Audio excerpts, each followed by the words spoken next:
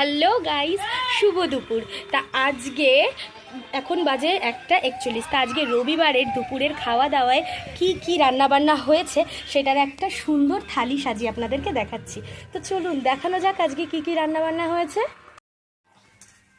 হ্যাঁ, তো দেখুন বন্ধুরা, এই দেখুন ফাইনালি থালি সাজানো একেবারে কমপ্লিট। তার রবিবারের থালিটা কেমন লাগলো অবশ্যই সেটা কিন্তু জানাতে ভুলবেন না।